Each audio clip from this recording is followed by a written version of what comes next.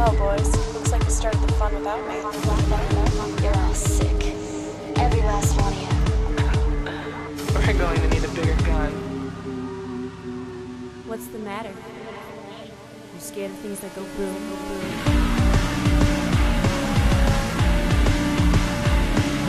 Give me one goddamn reason why I shouldn't blow your goddamn brains all over that goddamn wall.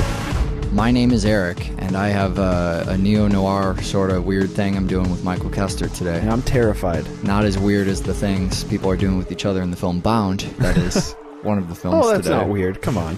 No, nothing weird about that. It's super fucking hip. And Strangers on a Train. Yeah, right. We're is doing the some other films. We're going to spoil them. Yes, spoilers. Yes, thank you. I should have let people know about chapters. So you can chapter under the Bound and through Strangers on a Train and get to the end of the show. That's the path towards the end of our show today. The first thing I want to talk about with Bound is Lena Wachowski. Okay.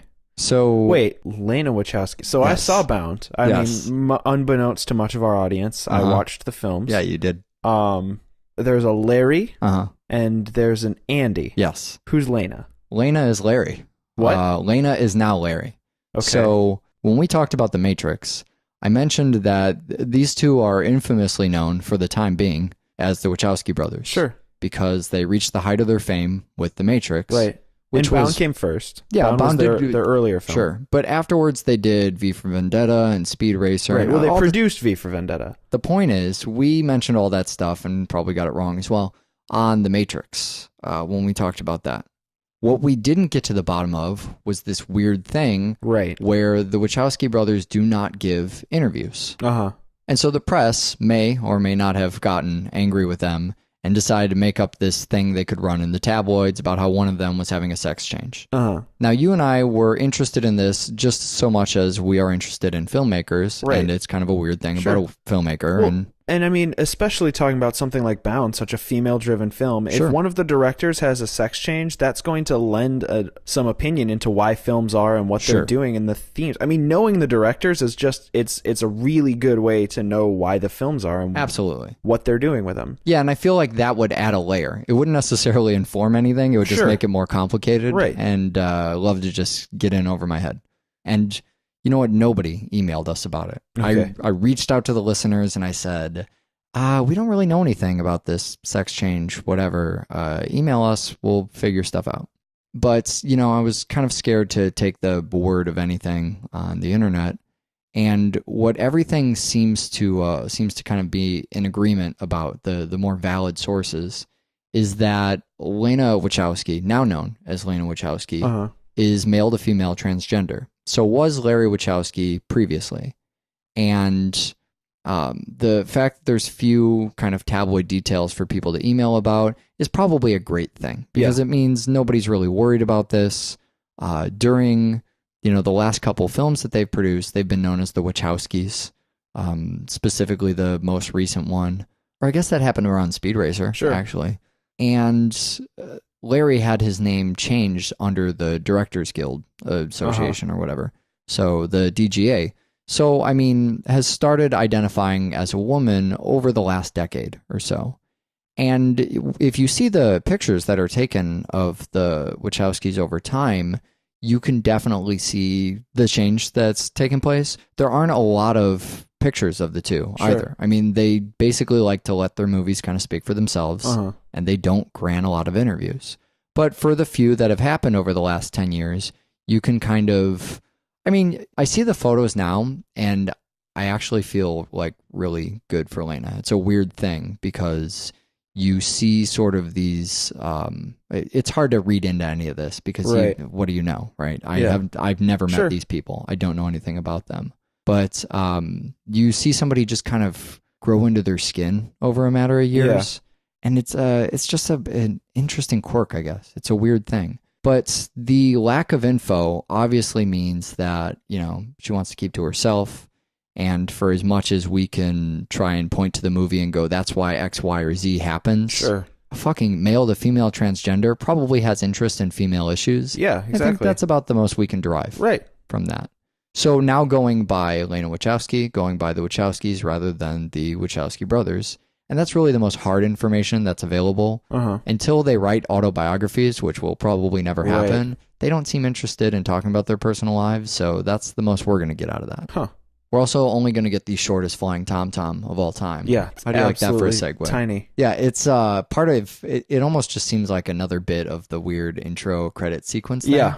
Right. Where it's just tacked on the very end, and you kind of don't know what you're looking at the whole fucking time.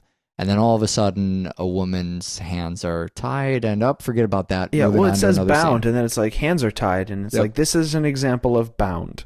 At first, you don't even think that's coming back. You think, here's an example of bound. It's just the movie being abstract. Right. It's the girl with the dragon tattoo credits. Right. Did you ever see that movie? No. There's a bizarre, surreal credit sequence. Super fucking cool. 30-pin cables, just weird stuff. Has nothing to do with the movie. Huh. What Bound is, and we've talked about Bound not only on the Matrix show, but on the Child's Play show. Yeah. On the with the Chucky movies. It's foremost in my mind, not a Wachowski film, but a Jennifer Tilly film. Oh yeah. Because you don't get a lot of opportunities. It's got a bad case of the Tillys. Yeah. A bad case of the Tillys. You know, when I use Tillys as a plural noun, I'm usually referring to something else. Me too, but You don't get a lot of opportunities to think a Jennifer Tilly movie, especially not one as good as Bound. well, no, I'm going to argue with you there. I would you say think that of the 3 movies that come to mind when you think a Jennifer Tilly movie, they're all great. I like that answer. Actually, I'm going to agree with you completely. The movie is so fucking hot from the first scene. Yeah, it is. It's redid the elevator and all the music and the camera stuff. It's all like it's sexy fuck jazz. The It really whole is. former It portion is, of the film. Yeah, it's neo-noir at its sexiest. Yeah. It's just smoky and smooth, and it's all hips and curves. Well, the whole and fucking Jennifer thing. Tilly's voice And drives yeah. it. Well, my favorite thing about Jennifer Tilly's voice in this, and I went to show somebody this the other day because I was making a joke about how I was going to use Jennifer Tilly's sex noises as my ringtone. And then I decided I was going to use it as my alarm. And then I decided that might have an effect that I wasn't intending. So I'm going back to ringtone. But the point is that in looking for a clip from this movie, I found all of these Jennifer Tilly performances. And her voice varies quite a bit. Yeah. In the Child's Play stuff, it's squeakier, and that's always how I think about her voice. Sure. Like the cartoon kind of stuff. But that's because she's doing voice work. Right. She can also put on a really normal performance. It kind of reminds me of Gilbert Gottfried in that way, although that's so mean to compare anybody's voice to Gilbert Gottfried. But if you've ever heard Gilbert Gottfried do an impression, Sure. I believe I mentioned this during The Aristocrats, he can have any fucking voice he wants. Yeah. He chooses to sound like Gilbert Gottfried. Fucking brilliant. Anyways, here it's whispery Jennifer Tilly. Yeah. It's phone sex Jennifer Tilly the whole goddamn time. When Corky's working under the sink to get the earring out, and it's just that whole, the coffee scene. Sure. And I love the cameras under the sink, and you just see Jennifer Tilly's leg You just strut into the frame. So many of the scenes are composed of full shot of a character, Jennifer Tilly's legs. Right. Shot of a phone, Jennifer Tilly's legs. Right. The dress that, just barely covers herself. All fucking leg, this woman. I just can't get enough. Sure. Jennifer Tilly. She's laying it on really thick with Corky. I mean, really thick. And then she lays it on even worse. Yeah. You know what I mean? When that finally happens, there's this weird unspoken thing going on. And then she says, "Oh, can't you tell I'm trying to seduce you?" Right. You think it basically can't get any worse. Sure. She's fucking her with her tongue before she's actually fucking her with her tongue. Right. I'm impressed by how far. I mean, I bring all of this up not because it's dirty, fun, naked Jennifer Tilly awesome, which is also why I'm bringing it up. And it's double feature. And rather than spread out the sexuality through an entire year like last year, we're just going to do it all in the Bound portion of this show. But I'm just impressed with the movie. And just the fucking gravitas, is that the right word to use here? I was going to just say balls, but that's not what I'm impressed with. You can't say balls in Bound. I know, right? It's just not possible. You think it's already pretty heavy, and then they're on the couch, and you realize that is nothing. That's Disney shit by comparison. She nearly attacks her. Right? Yeah. I mean, she just fucking shoves her hand between her legs, and you're caught so off guard by how sexual it is. It reminds me of when we talk about horror movies. Yeah. When we talk about violence, something like Drive, and we talk about being caught off guard, maybe having an idea it might be violent. Sure. Bound's going to be a little sexual. My introduction to Bound was when they talked about it in Child's Play as being the Jennifer Tilly sex movie, porn movie. Yeah. And so I was ready for that going in, but I was not ready for that going in. I agree with you. I had no idea what I was watching. Were you caught off guard by it? Well, I wasn't. Had you seen Bound before this, by the way? Oh, no. so I've seen it a couple times now, and I I'm had still no thrown idea off. what I was watching. All I That's knew great. was that it was a fucking sexy lesbian film. Sure. But what I didn't realize is that the former portion of the film is just porn. Seriously, call in the plumber. Sure. Oh, I know, if only there was some way I could pay you. Yeah, right. Maybe with a drink. do you like coffee? Sure. I made a black coffee for you. Yeah, straight black. I thought that's how you'd like it. Yep. I mean, it is fucking a porno. Yeah. And it's all the parts of a porno that you think aren't sexy. It's the setup to the fucking. It's the dialogue during the fucking. And the jazz. Right. This film proves that porn doesn't need sex to turn you on. There you go. It can turn you on with all of the elements of porn minus the fucking. Although, I mean, there is the fucking. Sure. Yeah, there is also the fucking. Well, I like that it's. Leave this to me and the Noir Show to say this, I guess. I like that it's character development. Is that? I felt you rolling your eyes before I even said that. It's not just let's tack on the porn to this violent monster flick. I mean, this is really crucial to.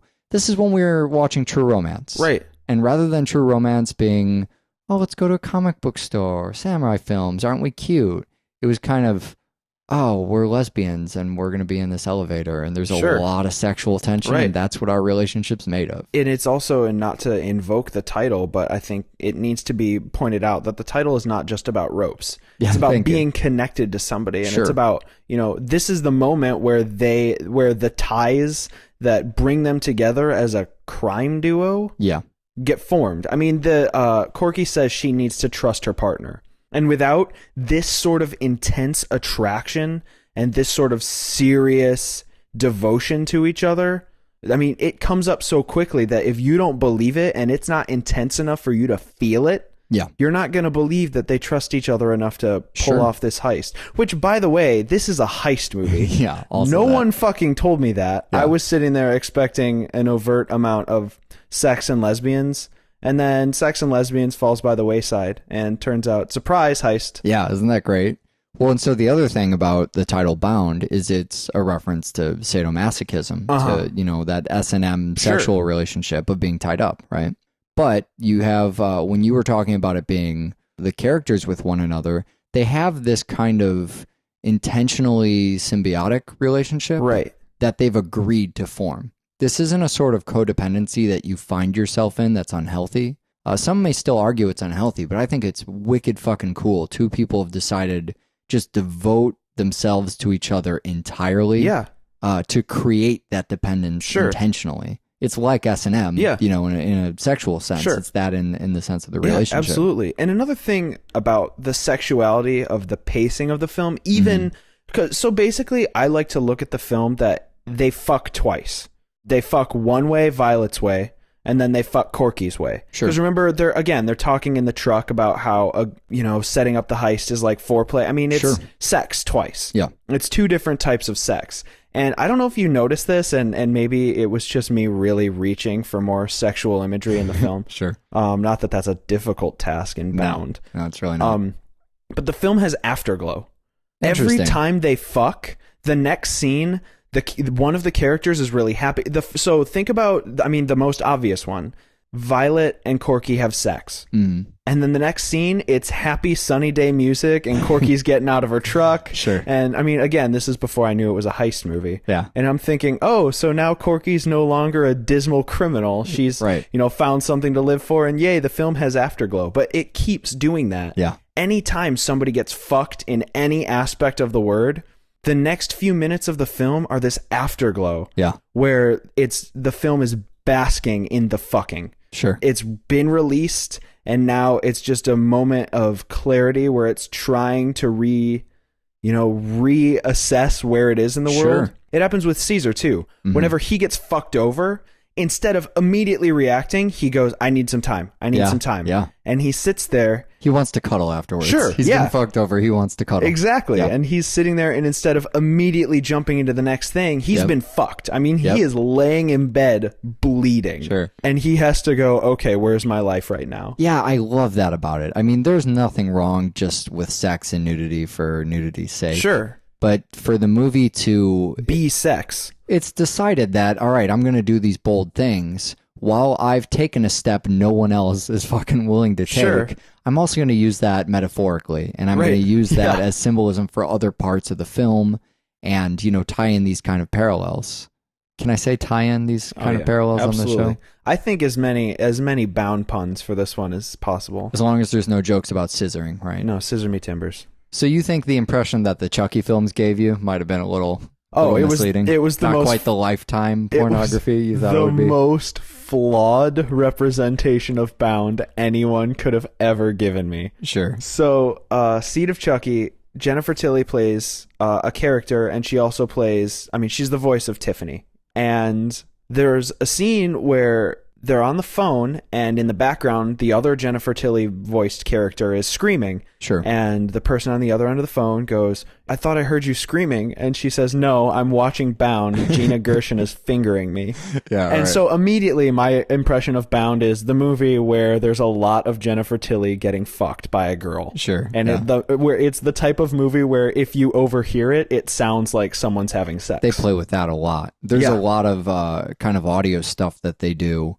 And, the sex isn't so vulgar on the screen. Actually, on mute, the sex is pretty tame. Oh, yeah. It's all the sound that's doing that, and the movie needs that to then play with that concept of sound later. Another thing they do, again, another way to use the sex in this movie, is that Caesar walks in on them and dismisses the cheating because it's a woman. Yeah. Immediately goes up. That's not what I thought. So this brings me to a question I want to ask you regarding Corky. Do you think that it's unfair of the film to just give Corky a male character and have a woman play it? Do you think that that's an unfair role for a lesbian to just be like, well, Corky's the boy? I was often told that happens with Jodie Foster movies. Yeah, they write them for men, and then Jodie Foster comes in and plays them. I was talking to some people about that the other day, and I made a joke that happens with Mia Jovovich, but golden retrievers. Yeah. And then I went back through. This is just a fun experiment. You can play this. And you and I both love Mia. But if you imagine her films with like Air Bud playing the titular role instead, it makes sense in basically all of the films. Yeah, it does. From The Fifth Element to Resident Evil. Yeah. Anyways, I've completely diverted from your question. That's a fine way to write that relationship. Sure. Well, I don't know. What do I know about writing it? My favorite female characters are all written by men anyways. I don't know. I have no idea. I think a lot of the film plays with lesbianism way before, this current rush of the gay rights thing. I mean, lesbianism is still taboo. And the film plays on it, and I'm not faulting it for it because it's absolutely allowed. It's a fucking piece of art. Sure. But the film plays on the fact that girls fucking girls is hotter than a guy fucking a girl. Well, Caesar says, what does he say to her about being a plumber? You must be good with your hands or something. Yeah. As if the film maybe didn't even get that was a joke when it did it. They just go straight for it and they never apologize. Right. And you're right, at the time that came out, that was even more of a taboo than, today. Sure. The writing dynamic, though, it's, I can't really speak to how it represents women, not having women parts myself. Uh-huh. Although when you're claiming to represent, 50% of the Earth's population, you're wrong. You probably can't. There are two women somewhere that look and act just like Violet and Corky, right? Probably. So I'll buy that those are two characters. For me, it always comes down to, well, do you like those characters? Yeah. I never watch Death Proof and go, do these girls actually exist somewhere? Sure. I just go, well, this is the story they're telling me. I like that or I don't like that. So I think the way that the script shines is in showing the relationship and showing, the unconventional way that they choose to define not only the relationship itself, but how it grows, how it evolves over time. Mm-hmm. When you see them going back to that idea of binding together, of becoming more dependent on each other. Yeah. Corky gets mad at Violet when that guy comes over. She, the jealousy elevates their relationship over just a casual thing. it's that jealousy that kind of shows, when she's questioning her about it. Oh, it might not just be the plumber that comes over and fucks me when Caesar's not around. Right. That maybe this is becoming more important. And then sealing off the heist. I mean, when they decide to do that, that's the Thelma and Louise moment. Sure. That's the fucking runaway moment. And then the whole crime half of the film happens. There's that parallel to sex you talked about where she says, I can fuck someone I just met, but to steal, I need, to know someone like I know myself. Yeah. It's the further development of that relationship. And the film, once it realizes that, all right, if we are going to at least claim to be telling this character story, then it's time to shift into crime and heist and violence and move away from sexual development. And it completely does that. Well, and it kind of does that in, so we haven't talked about the glory and fault of the montage. We haven't touched on it in a while because we haven't had to. But honestly, I fucking love money cleaning montage in Bound.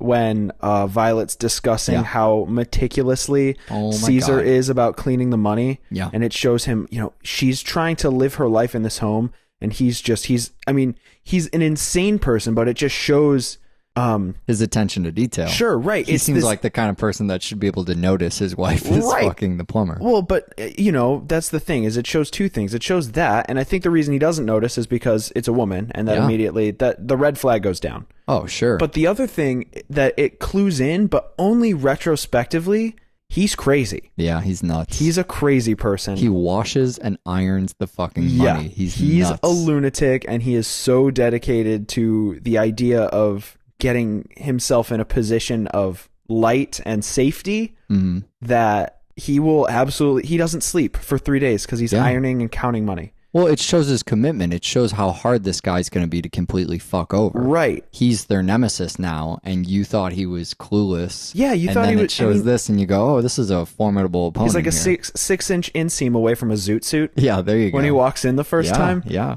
And you just think he's kind of a buffoon and clownish. And then, really, once the suit comes off and you see his real makeup and what he's made of and where his loyalties lie, and how, he's a dog in a corner. Yeah, you can't get around him. You have to go through him. Sure. It should be pointed out too, while we continue to weave sexuality through the whole movie, he's naked just as much as Jennifer Tilly. Yeah, I was just going to say that in the film, you see just as much of his body as each naked character. Such a perfect treatment of nudity in this film. I love everything about this movie. As much as we always rip on montages, you have to have montages in heist films. That's just the thing you have to do. I didn't think it would be when laundering. Wow, laundering. When cleaning he's literally laundering the fucking money. But that's where it's at. Some heist films are made so much better by my favorite, what's now a cliche, it's almost a joke about heist films, is the montage of the heist film being described and then happening, and you get to the end of the montage and it wasn't the heist just is successful. Yeah, the heist has already gone down, right? So we play with that idea in here, but that's part of their signature. Is this, the Wachowskis themselves have a meticulous attention to detail. They like to show that in their character. Violet points it out. She says, all night long I listen to that sound, the sound of money. Yeah. It's this fucking noir line. It's them going, embrace the genre, but also going, no, really, see, if you didn't get it from the montage, he's really washing money all goddamn night. And it's also showing their fixation on sound. Sure. So being not just the orgasm noises, the beautiful, wonderful squeaky Tilly the whole time. It's all of these little sounds throughout the movie that get so much focus. I don't know, we haven't done a lot of Wachowski stuff yet. I mean, now we've done 2, so we have. Yeah. Once you do 2, that's officially a lot. But do you see some of their signature here? Yeah, there's a lot of standoffs and a lot of characters framed in very imposing ways. Sure. And I've only seen The Matrix in this, so I'm comparing this to The Matrix. That's all we've done on the show, and that's all that needs to be said as of right now. There's some more obvious ones where they do a pan around a gun. Oh, yeah. Yeah, you do get that, too. There are scenes in this where I watch it and I go, that's where The Matrix came from. Sure. That shot began The Matrix. I think there's a fixation on objects, too, as well as sound. That seems to be something they're kind of interested in. The overhead lowering the bag of money into the bucket, or lowering that briefcase into the frame, when you get that full frame shot of the gun and then even a further close up on the trigger. Yeah. Just kind of showing that fixation on mechanisms and that interest in a lot of moving parts at once. I guess also being symbolic for what's happening, Sure. in the movie. But that was also true of The Matrix, is, delivering this kind of mind fuck and all of these different things going on and moving at once. Right. You look at something like Bound and we're showing you a trigger mechanism. We're showing you the physical items that play into the heist, kind of pulling back and talking about not even necessarily to be symbolic, but just to go, these are two people who write movies. They're interested in mechanisms. Sometimes those are very physical, real mechanisms, and sometimes those are how do you orchestrate a heist. Right. I don't think one necessarily has to comment on the other. It's just that's the type of things we include in our movies because that's our personal interest. Yeah. Aside from the spinning Matrix shot, though, you also get that kind of Matrix shot of following the phone line with the camera. Yeah, where just showing where it's that goes. following the phone line and then it hits the loop, and that's Sure. when you realize that it's really following the phone line. Sure. It's not just an excuse to show Jennifer Tilly's legs once Right. again. There's a few of the slow motion shots, but that great shot of red on white, the blood in the paints. Another way people can show red on white in their movies. The interrogation scene too, directly, there being another one of those. Sure. When we talked about The Matrix, but that scene is so. I mean, you do not forget. It's got a hook to it. It has a. It begins with the blood in the toilet. So Well, it begins already, with the other toilet vibrating. Sure. Which is really a fucked up idea. Plumbing imagery as well, just throughout the movie. Yeah. You juxtapose that back and forth with Corky working.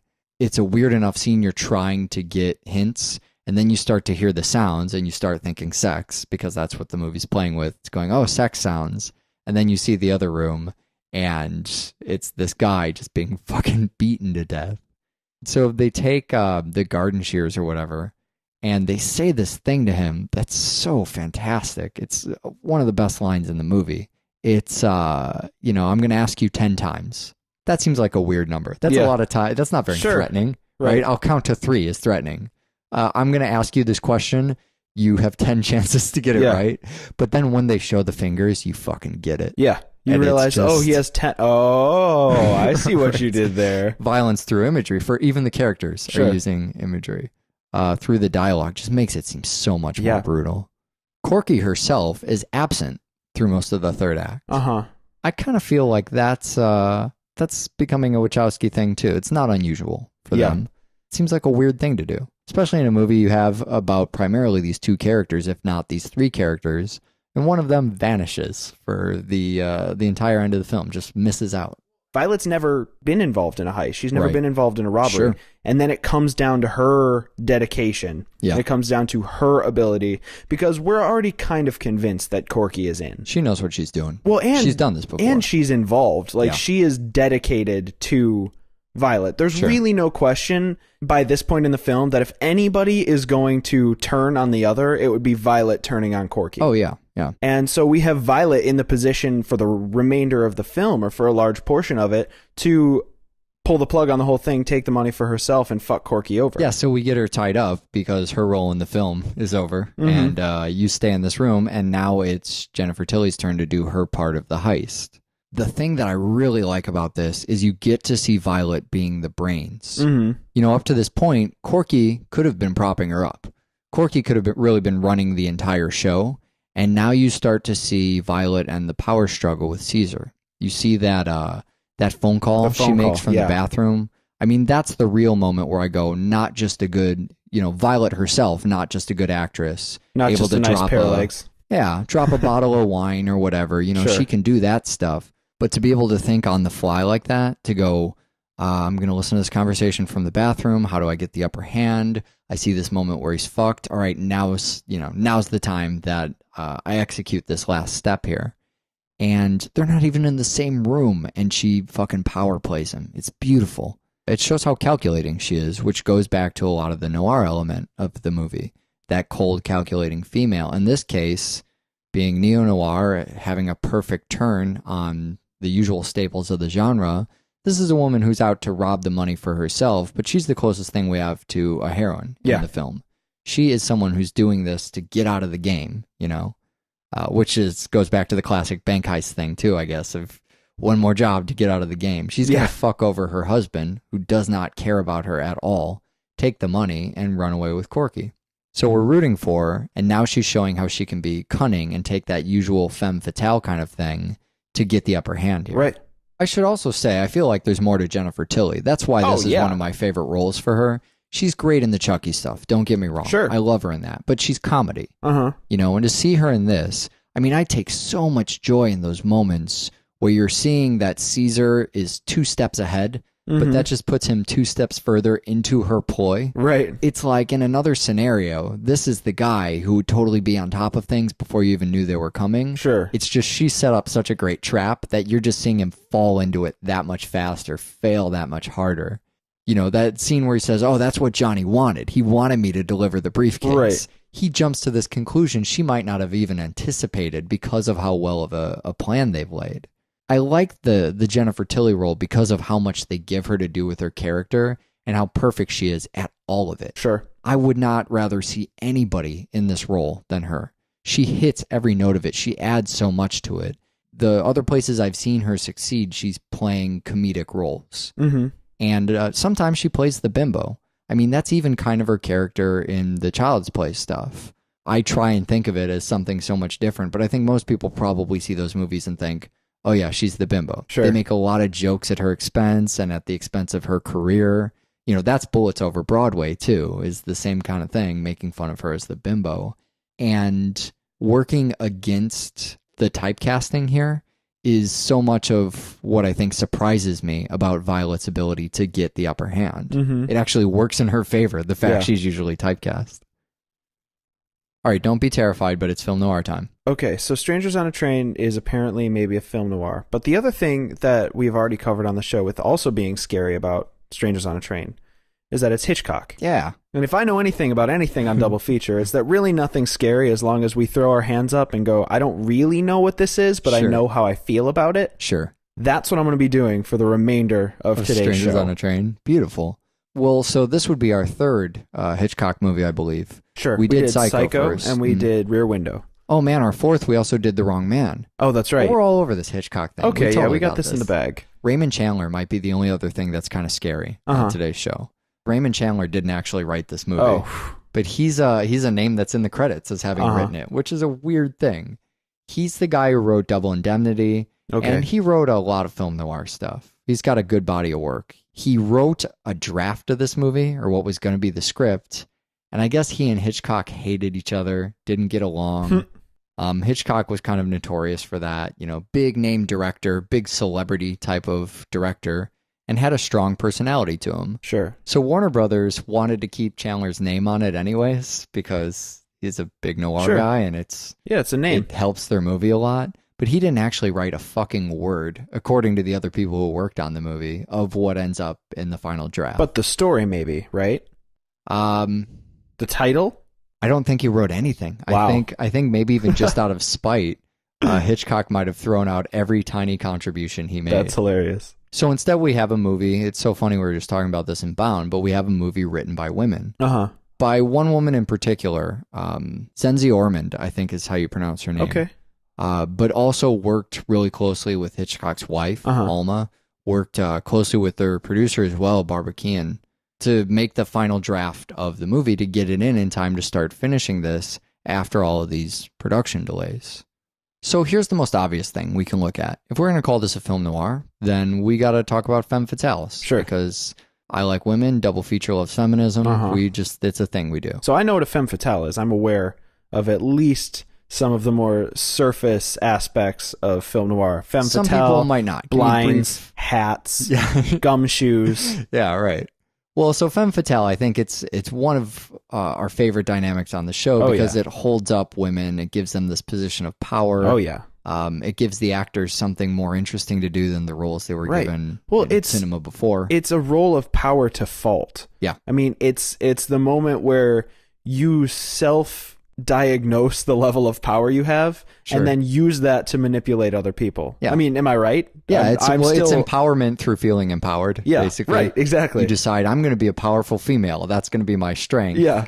There's nothing Yeah. it's not like you're naturally stronger Right, than the other females or exactly. something. You've Right. just decided to be the empowered one. Exactly. And you dominate the romantic female roles Right. that are littered through Sure. the rest of both your movie and the rest of cinema history. Yeah. It's also, it's the evil character. It's the flawed character. It's the strength is also the weakness. And it always opens these great doors for various women throughout the years to have played. I don't know if we have a femme fatale in Strangers on a Train, though. I think it may be completely devoid of that archetype. There's really not that many characters in the film. Sure. And the female characters, they're either dying or terrified. Yeah. So I'm going to go with no femme fatale. Well, Miriam's the most conniving one, his wife. She would have fit right in Bound. Yeah. She's conniving because she's the wife who's trying to keep their marriage together. Right. She won't let him get a divorce. That's the femme fatale. There really isn't one. So, you have to be careful when you kind of look at film noir, not to go, oh, this is a film noir. Where's the femme fatale? Let's Right. try and find it. The game here is really, where's the Hitchcock? Let's try and Yeah. find it. Not in the physical sense that you always Sure. play spot the cock, I guess. Is Spot the cock, yeah. Find the spotted cock. just always have to take it one step further, don't you? Yeah. You just can't let it go. Can't let go of the cock. Never. Cock is always in my hand. But what I was talking about is finding these Hitchcock motifs, Yeah. finding his general themes throughout the movies, and kind of looking at how does a story lend itself to those particular themes, or Mhm. why the narrative is happening in combination with the different bag of things that Hitchcock liked to do. Yeah. One thing that we've definitely talked about before in The Wrong Man, and just as a side note on a lot of the Hitchcock stuff, is that he likes to frame, he likes the noir double cross. That's Sure. what lends the noir Sure. genre to, his stuff. If you call it noir, you do it because of the double crosses, because of the setting up the innocent. And we've never really taken a look at that construct of Right. setting up the innocent. Well, we talked about why he's drawn to those stories, Yeah. being the way he feels about police and his Sure. background. But we didn't really talk about why that works. Right. Why the wrongly accused is something that can Mhm. get used in suspense to create tension and works so fucking well all the time. It's one of my favorite ways to create suspense, and it's one that really works on me personally. And I think a lot of people, because humanity is good, I think it says something great about, it's a humanistic thing. Most people are innocent. Most people don't do the wrong thing. Mhm. So these movies, these heist films where people go out and rob a bank and then, oh no, they might get caught. Who cares? Yeah. I'm not going to rob a bank. I'm not afraid of that. I love these films. That's every other movie Yeah. on Double Feature. People are going to get caught because they did something wrong. Right. But you don't have to do something wrong to get caught. That's Sure. what Hitchcock is trying to... He's saying, Sure. oh, you always thought you were safe because you're a good person. Yeah. Turns out good people can get totally fucked over and there's nothing you can do Right. about it. And so it's as if he has this idea about humanity, this humanistic idea that most people are good, they make the right choices, they operate morally, and I want to terrify those people. I want Yeah. to terrify most people. And he was a success as a director, one of the greatest successes in cinema history, which I think you might just extrapolate if you so chose to mean that he was right and most of humanity's great and they don't worry about what would happen if they were in a crime. They worry a lot more about what if I met a guy on a train and through a simple conversation he decided to murder someone in my life and frame me for it. Right. Well, and the other thing that he also plays on a lot of, and it starts on the train while he's talking to Bruno. It all starts with a little foot tap. He really likes to play into the romantic allure of murder. Sure. Maybe not so much in the films we've done. There's always murder. But if you look at something like Rope, Yeah. where it's about the edges of the human experience, it's Sure. about the idea of a perfect murder and the idea of, even an innocent man is only so close Sure. to becoming an evil man or Right. becoming, a killer. And that's a lot of what Bruno's character is. Oh And- yeah, that's his charm, man. and they start, the whole film starts with these, the film rides on these little moments of minutia. And like I said, it starts with a foot tap. Yeah. And then this conversation begins. And if only that hadn't happened, maybe none Sure. of Strangers on a Train would have happened. Yeah. But instead it does. And we get into this deep conversation about murder and about, experiencing all there is to life. Sure. What does he say? He says, do everything before you die. Sure. It's pretty obvious. I think everybody kind of fundamentally agrees, live life to the fullest, right? Sure. But that's not what he's saying. No, he doesn't. It's that on overdrive. It's Yeah. do everything before you die. And he talks about, doing all this stuff, but I mean, it includes things like murder. I get this feeling that I'm confident in Bruno as a murderer, but I do not feel that he has ever murdered before. Right, exactly. You feel like he's on top of this just because he's embracing it as, a fun thing that I can check off my list. I was just going to say, doesn't it feel like a bucket list? It does. Murder's just one item. Yeah. He's doing the Pilkington thing. Sure. He's saying, this week, I'm going to take a train across the country and murder people. Right. I think they left that episode out. Bruno says a lot of interesting things. Yeah. He says he admires people who do things. Yeah. That's talking about that same thing. But he also says, my theory is everyone is a potential murderer. Yeah. And that's when, it's the antithesis of humanism. Sure. I believe that nobody's a born murderer. Nobody I has agree. that in their blood or in their DNA. Yeah. I don't feel like anyone's genetically predisposed to that.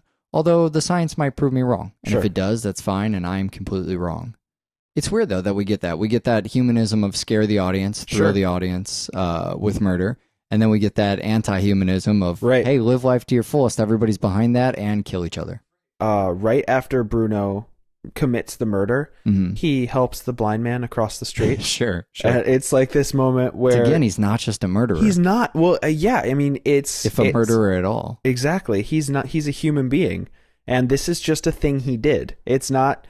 The intention is solely for the experience. Sure. It's not some deep-rooted hate in mankind or some, need to get this rage out. It's to check it off the list. Yeah, and I feel like the movie has a great sense of who that character is, but does not shy away from how horrifying murder is. Agreed.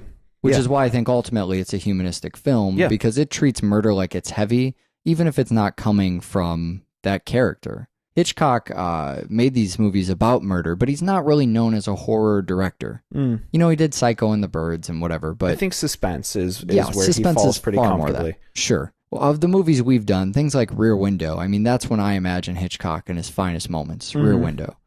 Strangers on a Train. This film still has its horrific moments when it calls for them. Things like murder. Really just murder. That's when stuff is dark, when it's heavy. I don't know if the Tunnel of Love has ever been romantic. I think it's always just terrifying. But you have that silhouette scene in there. Yeah. And that goes to the murder, this unsettling like it should be, like a humanist would treat murder. But this unsettling scene of it's just quiet and no one else is around. You're at this carnival, which is also a noir thing, I guess. It's this weird nightmare alley kind of, you just see carnivals pop up in noir. I don't know what that's about. But the character's off on her own, and she's strangled. And then you also get that shot, that really famous Hitchcock shot of the reflection in the glasses, and then them just kind of sitting there. The moment itself is very cold and very lonely. It's weird in opposition to things like the tennis scene, which is another thing I think is iconic from this movie. Of everybody turning their head left to right, left to right. You except see the for killer, Bruno. just staring straight forward. Well, and that's something that I thought was really. I mean, I know it's not supposed to be hilarious, but no, because it is funny. It's double It is. feature. Yeah, there's a whole point of the film starting right as Bruno is setting up to kill. Sure. It's Spot the Bruno. I mean, Yeah. you know he's around. Well, from the moment he meets Guy, it reminds me of when we saw Penn and Teller get killed. The idea of the ultimate fan, you know, when we were watching that movie, it's this guy who knows everything from TV appearances or whatever. So Guy is a professional tennis player, and Bruno's been reading everything from the papers. And there's something offsetting about how much he knows him, especially for a guy who says, well, I don't really read the papers or whatever. But there's something a little Norman Bates about him. There's this kind of Southern gentleman mama's boy thing, and it manages to be... I mean, it's a perfect Hitchcock character like Bates was. Just unassuming because he's gentlemanly and he's nice and he's got this enthusiastic, I love life kind of smile. Right. And he shows up and watches tennis. Friendly with old women. But yeah, exactly. Helps people cross streets. But at the same time, he commits murder, and there's something off about him, and he shows up and he watches tennis, which I guess is also creepy in addition to being exciting. It's childish and it's fun for him. He's going around this party asking, those women about the perfect murder, an idea that they can entertain. Well, how do you create the perfect murder? How would you do this? You should, this is an actual great thing to do at a party, is play thought experiments. Mm-hmm. If you can, anytime I'm at a social gathering and it's super awkward, I pride myself in being able to converse with people when I don't know anything about them by asking hypotheticals. It's a lot of my fun moments on this show when you and I talk about hypothetical situations. To throw out something, murder is such a macabre one, but it's still a good example. How would you create the perfect murder? Sure. How do you set this up, orchestrate it? It's the way that he, you get people doing creative riffing, so you learn about them that way, and you kind of see how their mind works. That's what makes this exercise interesting. Mm-hmm. This is the aristocrats thing. It's the jazz thing. It's here is a formula. Anyone can do this. What does yours look like? Right. The thing that makes him creepy about that isn't so much going around asking people about the perfect murder, but the fact that he critiques their murder in such, specific and very serious ways. Mm-hmm. A normal person would play this game at a party with a bit of suspension of disbelief, but he really, it's like he's taking notes. Sure. A little freaky, just a little bit. Well, I think he's trying to lead them into explaining his murder as the perfect one. Sure. I think he's trying to lead them to go and say, well, strangle them, but, strangle somebody else's target, and then, and then have him just be like, yeah, that would be the perfect murder, wouldn't it? Yeah, right. Yeah, he wants to know that in living his life to the fullest, he has done his one task in this particular case as well as he possibly could have. So I'm always torn when we do heavy movies like this, because there's all of the stuff behind a movie like Strangers on a Train, and then there's all these things I want to ask you about. Uh-huh. Anybody who critically looks at this movie is going to want to talk about kind of good and evil, the doubles thing, the doppelganger thing. There's this motif of twins and the fact that Bruno is kind of the bizarro version of Guy, and the movie plays a lot with pairs. And I don't want to cover that a whole lot because I do want to get to this other stuff, but there's a lot of plays on the word double. The scene we keep mentioning Finding Hitchcock in these movies, he's bringing a fucking double bass onto the bus, There's that thing that Bruno says he orders double drinks, the only kind of doubles he plays. It's a tennis joke, but it's also a joke about how the movie's going to cut back and forth between the two of them. It's always going to show what one guy's doing and another guy's doing as a reaction. You mentioned the foot tap. Right. That being that same kind of thing where we're showing, this movie has a strange concentration on their feet all the time. And, you think that's where things really begin, where I look at the movie and I go, all right, he decides to take that drink. It's essentially his agreement to humor Bruno, his agreement to be his double. I think that is one of the last moments where he could bail. Right. I guess there's a couple different moments, but that seals in the deal in my head, because after that, I kind of start to ask these questions about what is his involvement in the murder? Mm-hmm. How much is he responsible for, if anything? After his wife is murdered, Bruno makes the case that Guy is just as responsible as Bruno is. And obviously, I think that's crazy. But do you think Guy bears any of the responsibility, or is it all Bruno? You can talk about murder a lot without doing anything wrong. I think that's true. Can talk that's the about party thing, right? Right. We wouldn't be doing anything wrong. I just urge all our listeners to go do that. Sure. You can talk about murder for days, for years, as long as you don't kill them and you don't do anything weird to them that they're not okay with. You haven't done anything wrong. All right. So by humoring the conversation, maybe he's not doing anything wrong. But what about the fact he had the conversation, didn't do anything about it?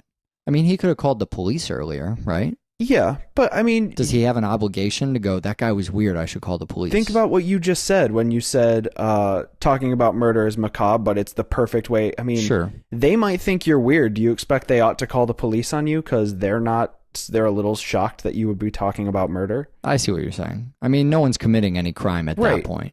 When you find out she's killed, though, that's where the morality, the kind of moral questions start to come back with Guy. Because now something has happened. There's been an event, and while he maybe couldn't see this coming or didn't have any moral obligation to do anything about it, he can react in a variety of ways now. He has some information regarding this guy. So when you find out she's killed, what do you do about that? Your wife's been killed, you know who did it. he's going to try and frame you for the murder in exactly the same way as the So, film. I mean, I'm the type of person that despite all this horrendous shit you hear about the judicial system and the police and whatever, I'm always going to err on the side of I didn't do anything wrong. The judicial system will prove that. Right. So I'll call them in on this situation. Then again, you get something like Poughkeepsie tapes. Well, I wouldn't be the type of person who would unflinchingly disregard a plea bargain because of my own pride. Sure. But I you kind of play certainly their game. Right? Yeah. You're playing their game. But I certainly wouldn't hesitate to, try to bring in the authorities to stop a murder at the risk of me being inconvenienced by trials for a few months. I think about the judicial system a little differently. I don't have a lot of faith in it. I don't think. Right. I mean, I don't. It's a big unknown to me. I feel like it's flawed, certainly, but the percentages are still in my favor. Sure. Well, and he's already in a lie at the point where he finds out she was killed, and he goes back to the family. He knew about the murder before the family told him, and then he had to pretend he didn't know. Right. So even at that point, he's not going to the police. Sure. And, I guess I'm the same way you are. I'm a fan of that transparency.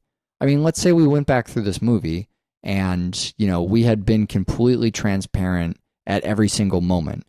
Ultimately, what's the worst consequence of that? Trials. I mean, maybe. That's it, right? Yeah. I mean, it's not trials, maybe, an accessory charge. Yeah. Which would be maybe time, maybe a fine, depending on, I mean, you're really not that guilty. Well, and there's the other side, too. If you're completely transparent, maybe you go to trial, maybe you don't, people believe you, people don't, but it's not just a pros and cons list of that. By not being transparent, that also means there's a killer running around. Right, exactly. It means this isn't just a question of will he be free himself? Right. Is Guy going to be convicted? There's a reason we put these people in jail. Yeah. And it's not just to punish them so we feel better. It's so that they're not on the street actually killing other people. Right. The website for this very show is doublefeatureshow.com. That's why show is in the name of the web show, site show. I get that now. And the email address is doublefeatureshow@gmail.com. Okay. If you want to send us answers to any of these thought-provoking questions. I want to hear your party story questions. I want to hear your sexual noises just in an audio file. Oh, man, that would be great if people could. This could get creepy fast. I'm still going to urge people to do it. We have 2 more movies on the show next time. We're going to do Iron Giant and My Neighbor Totoro. Watch more fucking film. Bye.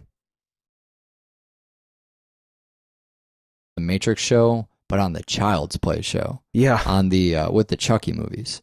It's foremost in my mind, not a Wachowski film, but a Jennifer Tilly film. Oh yeah, because you don't get a lot of opportunities. Bad case of the Tillys. Yeah, a bad case of the Tillys. When I use Tillys as a plural noun, I'm usually referring to something else. Me too, but you don't get a lot of opportunities to think a Jennifer Tilly movie, especially not one as good as Bound. Well, no, I'm going to argue with you there. I would say that of the 3 movies that come to mind when you think a Jennifer Tilly movie, they're all great. I like that answer. Actually, I'm going to agree with you completely. The movie is so fucking hot from the first scene. Yeah, it is. It's redid the elevator and all the music and the camera stuff. It's all it's sexy fuck jazz. The it really is. Former portion of the film. Yeah, it's neo-noir at its sexiest. Yeah. It's just smoky and smooth, and it's all hips and curves. Well, and Jennifer Tilly's voice drives it. Well, my favorite thing about Jennifer Tilly's voice in this, and I went to show somebody this the other day because I was making a joke about how I was going to use Jennifer Tilly's sex noises as my ringtone, and then I decided I was going to use it as my alarm, and then I decided that might have an effect that I wasn't intending. So I'm going back to ringtone. But the point is that in looking for a clip from this movie, I found all sources, is that Lena Wachowski, now known as Lena Wachowski, is male to female transgender. So was Larry Wachowski previously. And the fact that there's few kind of tabloid details for people to email about is probably a great thing because it means nobody's really worried about this. During, the last couple films that they've produced, they've been known as the Wachowskis. Specifically the most recent one, or I guess that happened around Speed Racer, actually. And Larry had his name changed under the Directors Guild Association or whatever. So the DGA. So, I mean, has started identifying as a woman over the last decade or so.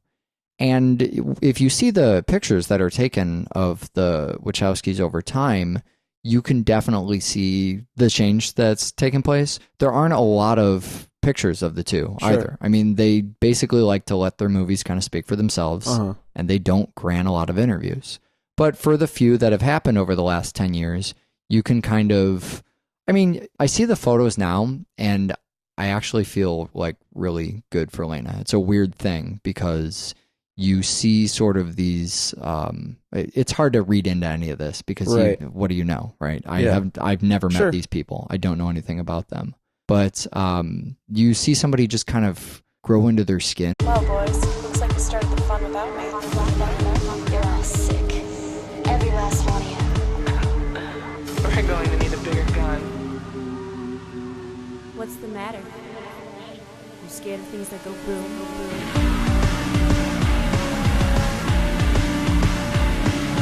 Give me one goddamn reason why I shouldn't blow your goddamn brains all over that goddamn wall. My name is Eric, and I have a neo-noir sort of weird thing I'm doing with Michael Kester today. And I'm terrified. Not as weird as the things people are doing with each other in the film Bound. That is one of the films that's today. not weird. Come on. No, nothing weird about that. It's super fucking hip. And Strangers on a Train. Yeah, right. We're doing some movie. films. We're going to spoil them. Yes, spoilers. Yes, thank you. I should have let people know about chapters. So you can chapter under the Bound and through Strangers on a Train and get to the end of the show. That's the path towards the end of our show today. The first thing I want to talk about with Bound is Lena Wachowski. Okay. So wait, Lena Wachowski. So I saw Bound. I mean, unbeknownst to much of our audience, I watched the films. Yeah, you did. There's a Larry, and there's an Andy. Yes. Who's Lena? Lena is Larry. What? Lena is now Larry. Okay. So when we talked about The Matrix, I mentioned that these two are infamously known for the time being as the Wachowski brothers. Sure. Because they reached the height over a matter of years. Yeah. And it's just an interesting quirk, I guess. It's a weird thing. But the lack of info obviously means that, you know, she wants to keep to herself. And for as much as we can try and point to the movie and go, that's why X, Y, or Z happens. Sure. A fucking male to female transgender probably has interest in female issues. Yeah, exactly. I think that's about the most we can derive from that. So now going by Lena Wachowski, going by the Wachowskis rather than the Wachowski brothers. And that's really the most hard information that's available. Until they write autobiographies, which will probably never happen, they don't seem interested in talking about their personal lives. So that's the most we're going to get out of that. Huh. We're also only going to get the shortest flying tom-tom of all time. Yeah. How do you like that for a segue? Tiny. Yeah, it's part of it. It almost just seems like another bit of the weird intro credit sequence thing. Yeah. Right. Where it's just tacked on the very end, and you kind of don't know what you're looking at the whole fucking time. And then all of a sudden, a woman's hands are tied and up. Forget about that. Yeah, well, it says bound, scene. And then it's like hands are tied, and it's like, this is an example of bound. At first, you don't even think that's coming back. You think, here's an example of bound. It's just the movie being abstract. Right. It's the girl with the dragon tattoo credits. Right. Did you ever see that movie? No. There's a bizarre, surreal credit sequence. Super fucking cool. 30-pin cables, just weird stuff. Has nothing to do with the movie. Huh. What Bound is, and we've talked about Bound not only on the height of their fame with The Matrix. Right. Which and Bound came first. Yeah, Bound was their earlier film. Sure. But afterwards they did V for Vendetta and Speed Racer. Right. Well, they produced V for Vendetta. The point is, we mentioned all that stuff and probably got it wrong as well on The Matrix when we talked about that. What we didn't get to the bottom of was this weird thing where the Wachowski brothers do not give interviews.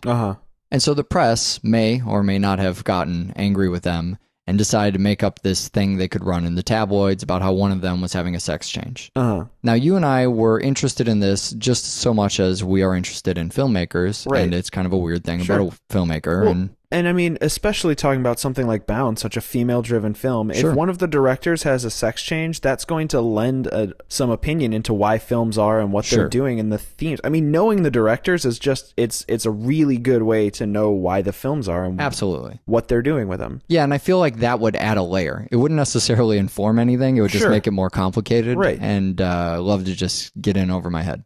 And you know what? Nobody emailed us about it. I reached out to the listeners and I said, We don't really know anything about this sex change, whatever. Email us, we'll figure stuff out. But, I was kind of scared to take the word of anything on the internet. And what everything seems to kind of be in agreement about, the more valid